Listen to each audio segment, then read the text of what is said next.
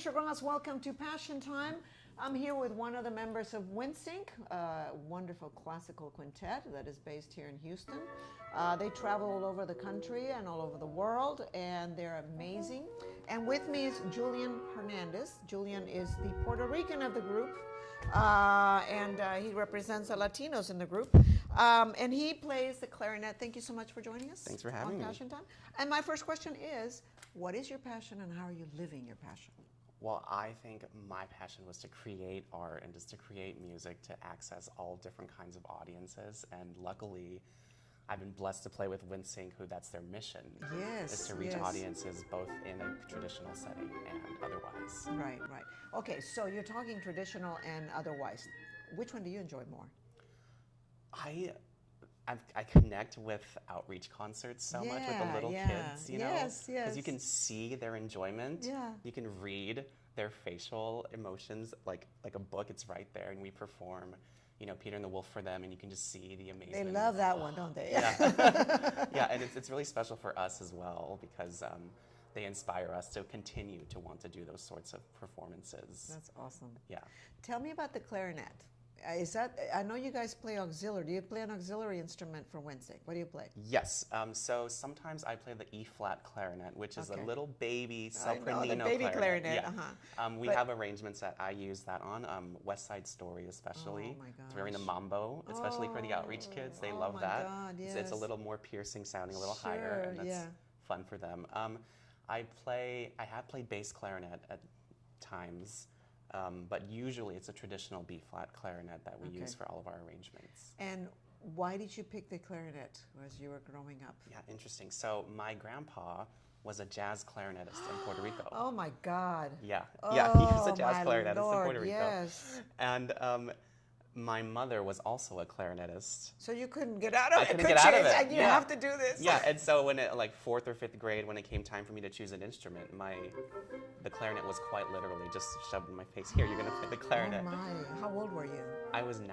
Okay, so you started at 9. That's considered kind of late, right, for classical musicians? Yeah. Especially. I think for stringed instruments or piano players, they tend to start a lot earlier. I know Emily, our oboist, she started violin when she was 4. Yeah. But she had a tiger mom. Yes, she had. You one had of a those Latina mom, and you know, let's balance it out, right? Right. Yes. Yes. I started at 9 in 4th grade. Now you have a grandfather and a grandmother playing the clarinet. Did you feel a lot of pressure, like a lot of demands on you because, oh my gosh, they're so good and I have to be just as good? Well, somewhat, yes and no. My mom, she does not play clarinet anymore. Okay. She stopped after high school. Okay. She studied a little bit in college, but then decided that wasn't the path that she wanted to take.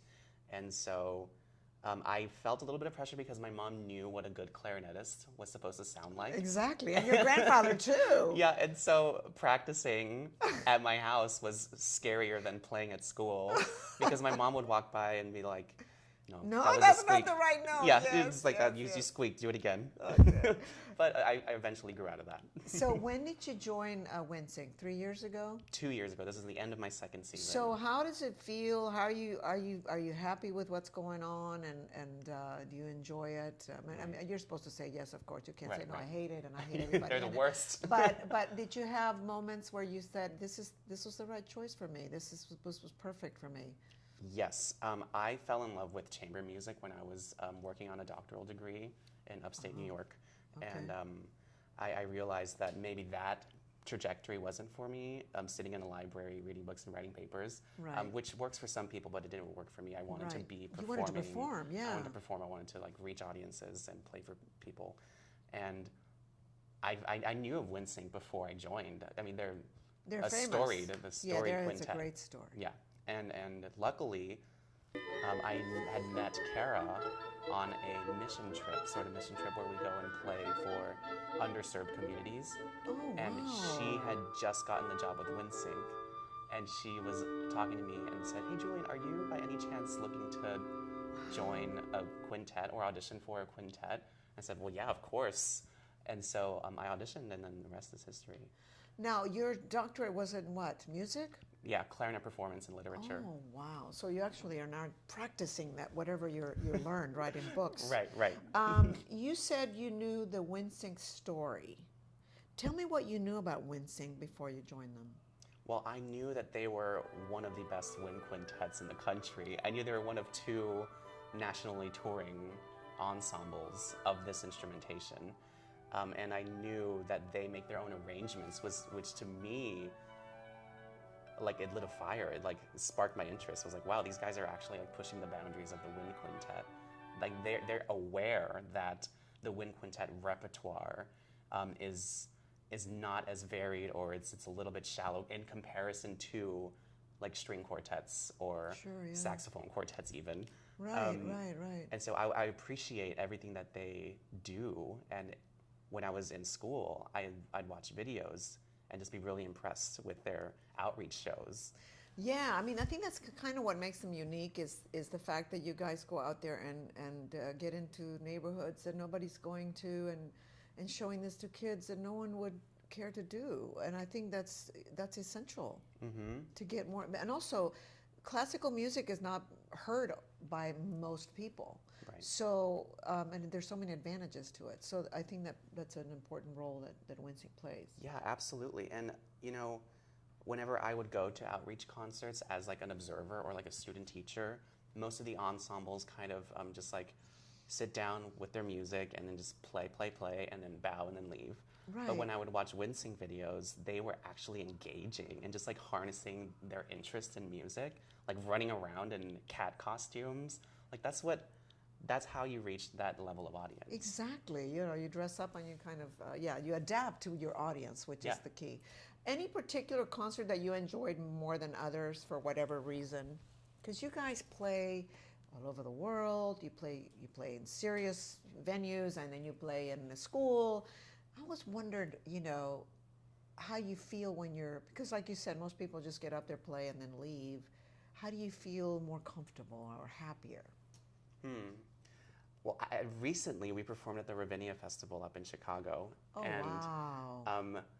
Not only was that like really special for us as an ensemble, but the previous clarinetist was sitting in the audience and we were playing one of his arrangements. Oh, wow. So on top of it being completely terrifying for me. Oh, yeah.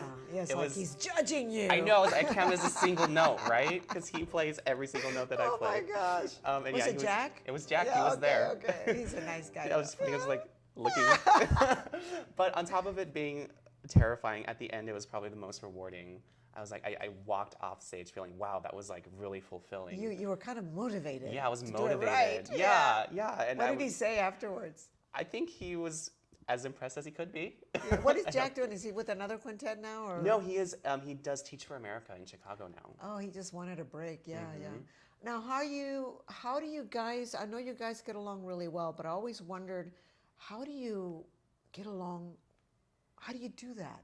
How do you really get everyone to have that ultimate goal and deal with the conflicts that that happen in everyday life? Yeah, well, I think we all understand that what we do is more than just 5 musicians playing music together. We understand it's sort of a relationship, and relationship requires communication. Like communication requires understanding. Understanding requires empathy. We have to relate to each other on a very basic level, and we have to be comfortable with each other in that way so we can produce what we want to produce. Yeah.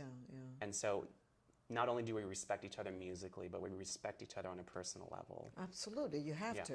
Now, as the Latino in the group, did you ever feel like, hey, why don't we do something that has more Latin twist to it, with your grandfather? Is your grandfather alive? No, he's not. Okay, but you heard him many years, and I'm sure that, have you ever thought about that? Is that a possibility? Because I know you guys not just do classical music, but you're also doing other kinds of music. Had you ever pitched that idea? And can we look forward to something like that? I've been thinking about some things, but at a lot of the outreach shows, we do West Side Story, and that allows me to channel my inner Rita Moreno, I love it. Yeah. And so that was, I was able to access that. Sure, yeah. But we in our outreach shows we have instrument demos where we each play a little snippet of whatever we want, and I of course chose to do like a traditional Puerto Rican song. Yeah. Emily so you get has a shaker chance on. you get a chance to do your thing. Yeah. Okay, wonderful. Well, thank you, Julian Hernandez, for joining us. And please check out Windsync. They're an amazing quintet, classical music. Check their website. They perform all over the place. They are based in Houston, but they travel continuously.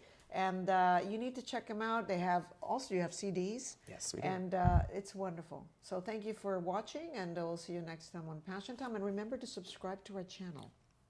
See you next time. Thanks.